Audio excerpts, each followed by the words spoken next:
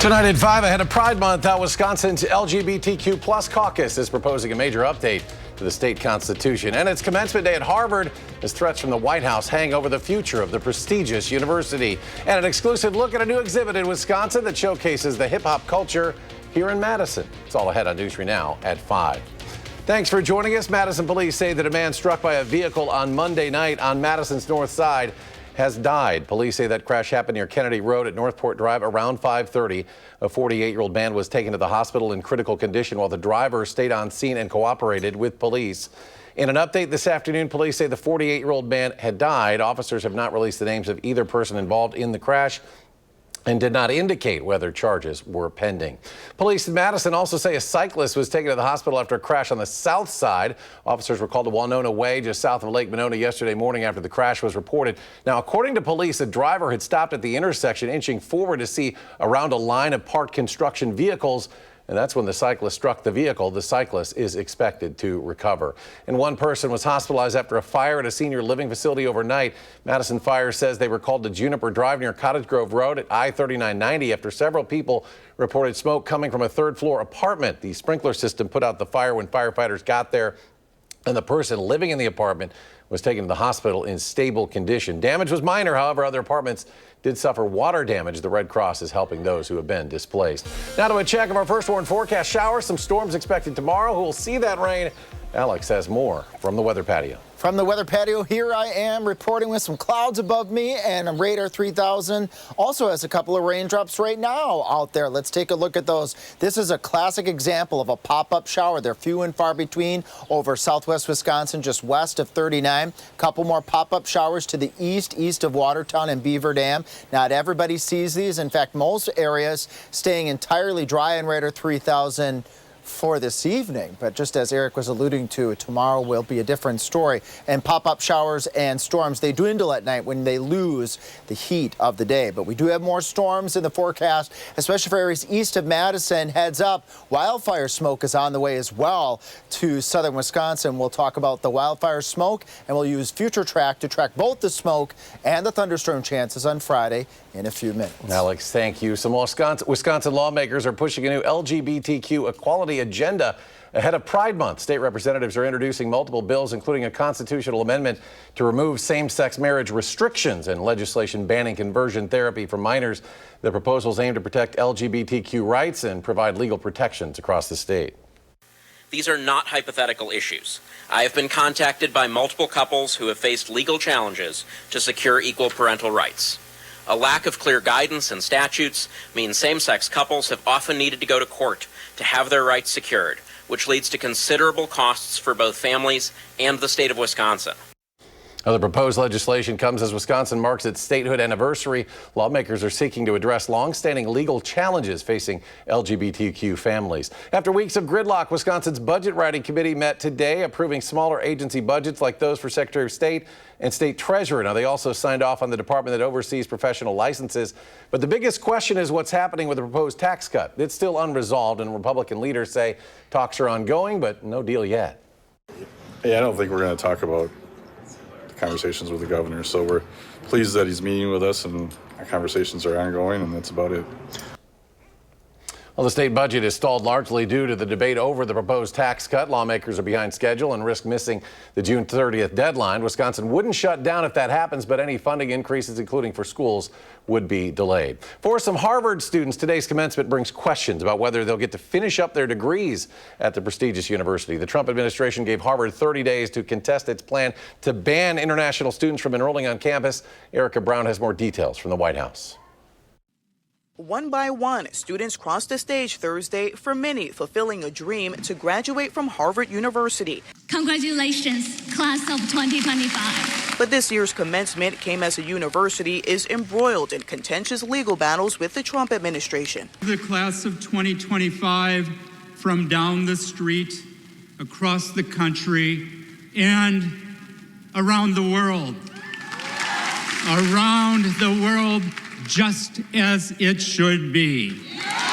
As graduation ceremonies were underway, the courts handed Harvard a temporary win. Federal Judge Allison Burroughs granted a preliminary injunction blocking the president's efforts to ban foreign student enrollment at the university, even after the Trump administration said it would delay its order for 30 days to allow Harvard to appeal. We're being used like pawns in the game that we have no control of, and we're being caught in this crossfire between the White House and Harvard.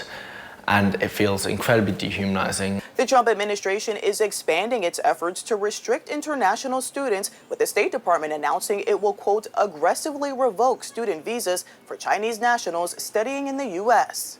The United States is putting America first by beginning to revoke visas of Chinese students as warranted, including those with connections to the Chinese Communist Party. China denounced the plan as discriminatory and said it hurts America's image in the rest of the world. Erica Brown, CBS News, the White House. About 277,000 students from China are currently studying in the United States. It's about a quarter of all international students on American campuses. The news of a policy being developed that could lead to visas being revoked for students from China and Hong Kong has prompted a response from UW-Madison. University officials say they are monitoring the situation and will continue updating their website as they receive new information. University leaders say, quote, we understand this may be a difficult time for you and your family as there is a great deal of uncertainty about these policy actions. Please know that we are here to support you and we value you as an important member of the UW-Madison community. Well, Starbucks baristas at Madison's University North Blackhawk location have voted 12-1 to unionize, becoming the 11th unionized Starbucks in Wisconsin and the 6th in the state. They joined more than 590 unionized stores nationwide demanding better wages, schedules, and working conditions. Workers say this is about making the store better for both staff and customers. It's part of a growing movement that's seen over 190 stores join Starbucks Workers United since February, even as tensions rise over stalled contract negotiations. Well, now to an exclusive. We're getting a first look at a new exhibit that showcases hip-hop culture here in Wisconsin, specifically focusing on Madison. The grand opening is tomorrow, but our Tanisha Shaw is giving us a first-hand look. Hip-hop is American culture. You don't stop, rock the rhythm that'll make your body rock. Founded in the Bronx more than 50 years ago, and ever since it has been impacting cities across the country, including right here in Madison, Wisconsin. It's important to tell the story for having a voice for the voiceless and for representing the true essence of culture. Sometimes, Wisconsin's relationship with hip-hop can seem hidden. We have rich pioneers and celebrities that no one knows about, and we need to tell that story. One of those pioneers is Gregory Doby. He produced for rap greats like Lloyd Banks and DMC from Run DMC. I started the first record label here, Regime Records. I've always had a passion for hip-hop, and I've always felt like I wanted to bring that culture here. The state is also home to stars with well-known hits, too. It's like Arrested Development.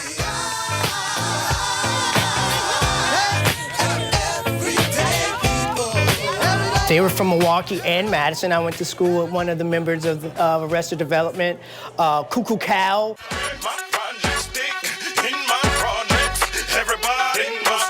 Who had, a top 10 hit, and he's from Milwaukee. All of their history and more will be summarized at an exhibit in downtown Madison throughout the summer. The event is curated by Madison natives Doby and Minkara Mary Ma'at. We were there. So we're telling our stories, but we're also advocating for Wisconsin, for the community, for culture, and for the youth. While there's a lot to see and learn, the directors say that one of the biggest takeaways is the way that local hip-hop greats here in Madison pour back into their communities. Hip-hop culture is a culture of peace, love, unity, and having fun. And so we want to keep the youth on the right path. And so through education, through connecting with them in neighborhood centers, community centers, after-school program, we can make a big change in our society. This exhibit will be open Friday until the beginning of September here at the U.S. Bank Plaza in downtown Madison. Reporting in Madison, Tanisha Shaw, News 3 Now. Tanisha, thank you. Tomorrow's unveiling is the first phase of the project. The directors are also making a documentary about Madison's hip-hop culture. And the 8th annual Black Girl Magic Conference came to Madison today. The conference hosted by Black Girl Magic Educational Services. Organizers say it's meant to be a celebration of black girl joy, full of positive self-images, community building, academic sessions, and fun. Now, through the conference, breakout sessions were held on various topics from coding to medicine to identity and analyzing stereotypes in the media. One student who attended the sessions and now volunteers with the conference says it helped her meet girls with similar experiences. From the past, like in my elementary school, it was predominantly white, and these conferences were the only thing where I felt like, wow, like all these girls look just like me, and they have the same experiences as me. Like they go through the same challenges every day as me being a black girl. Oh, Diarra noted this was the first time she was a breakout session leader. Her group's topic was hair, including the different types, thicknesses, and ways to properly care for it. Well, Chief Meteorologist Alex Harrington back next. A complete look at your first warn forecast. And chronic wasting disease shows up once again, this time at a deer here in southern Wisconsin. We'll have all the details after the break. And on Wall Street today, the markets close higher. The Dow Jones adding 117, the Nasdaq adding 75. S&P gains almost 24. We'll be right back.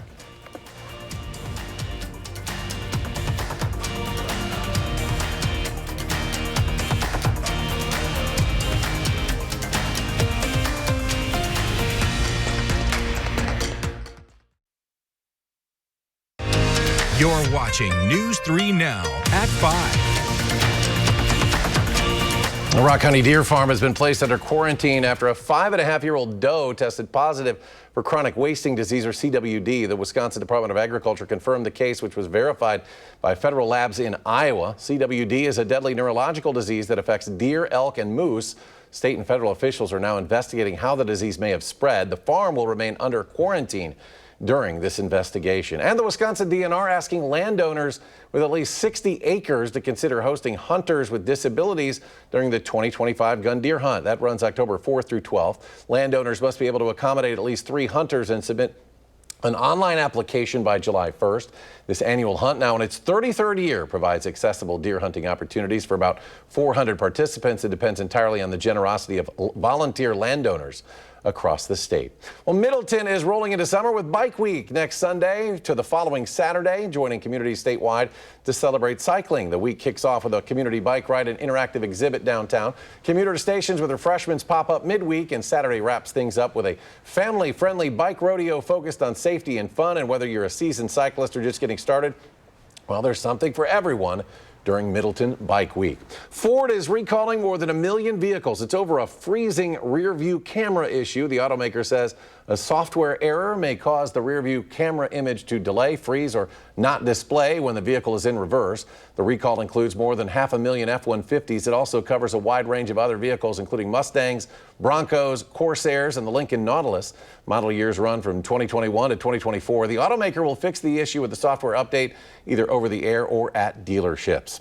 Children's breakfast cereal is getting less healthy, if you can believe it. A study in JAMA Network Open had researchers look at 1,200 cereal products that debuted in the U.S. between 2010 and 2023. Now, compared to 2010, the study found protein and dietary fiber content in those cereals decreased, but total fat per serving, sodium content, and sugar all increased. The study found the average amount of added sugar in a single serving amounts to 45% of the daily limit for children.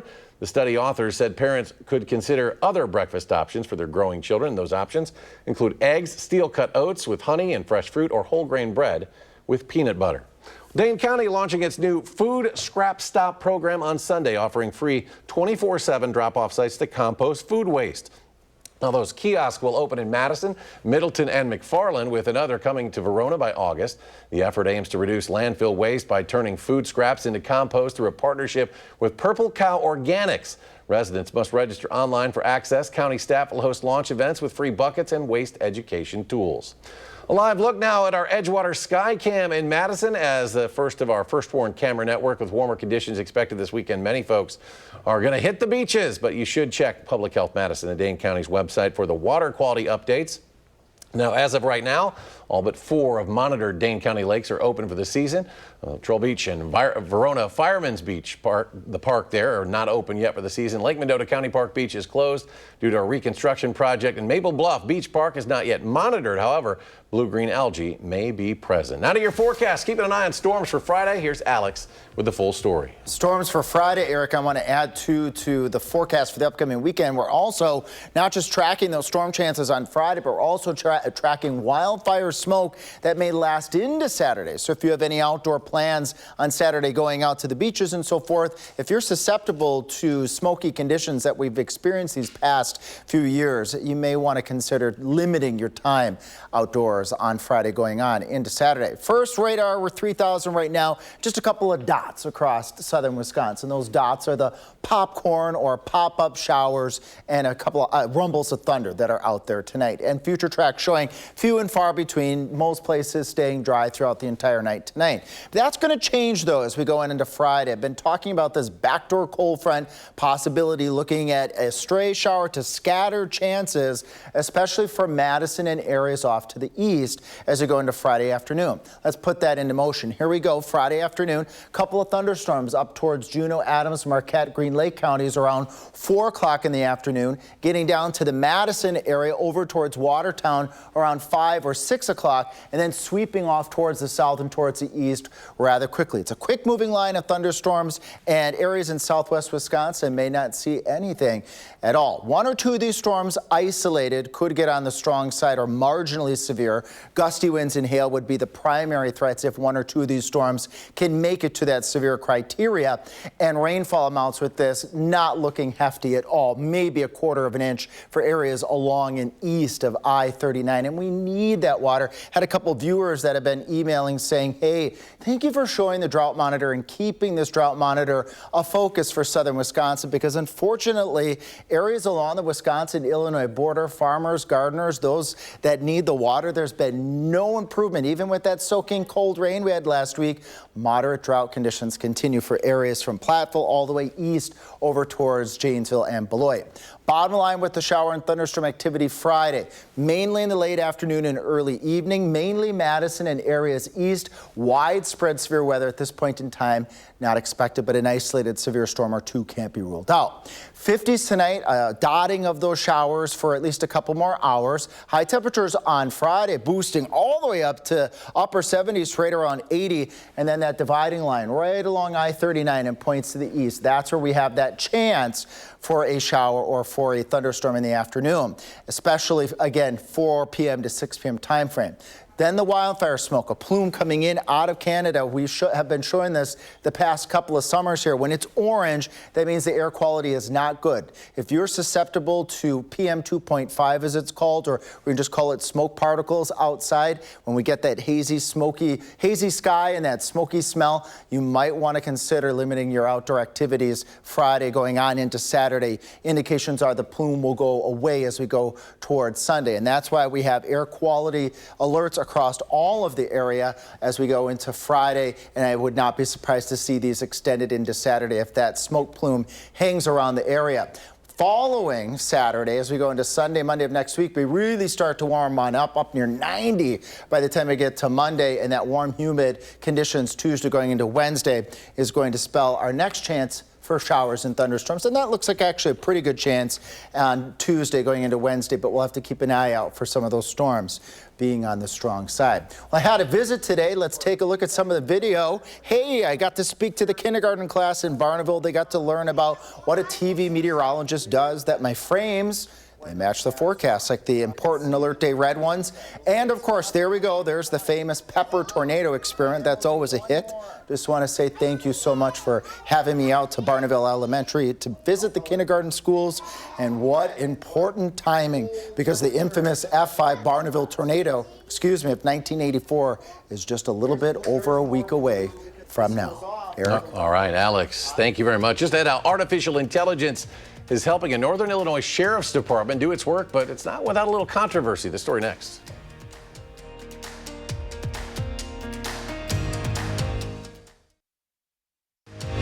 You're watching News 3 Now at 5, moving forward.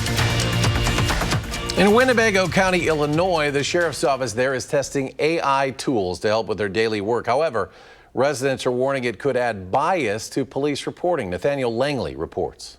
We're going to test 8 deputies. An artificial intelligence experiment starts with a handful of Winnebago County sheriff deputies. It's called Draft 1, and again, it's a test pilot to see what this is about. Sheriff Gary Caruana says his office will join a pilot program for Axon's Draft 1, an AI tool to create case reports. It's a force multiplier that it continues to be effective and efficient, which I'm all about that. Using audio from Axon's body cams, the program writes an initial report for officers, a task law enforcement claims takes time away from protecting the public. It preserves the truth. It gets it 50%, if not more effective in writing the reports. Police all across the country could be using, false information unwittingly, likely. Those with the ACLU of Illinois claim Axon's AI can be biased since the tech learns from the internet and may absorb racist tendencies. If the reports become tainted or infected by this sort of bias, then that follows that case. A 2024 study of AI-drafted police reports found the program didn't improve writing times. If we run into that situation, well, then we'll go back to the drawing board and re-engineer it. Caruana says enforcing the law remains in the hands of people. The deputy and the detectives will have full control over it. And we'll have a final check of your First Warn forecast after a short break.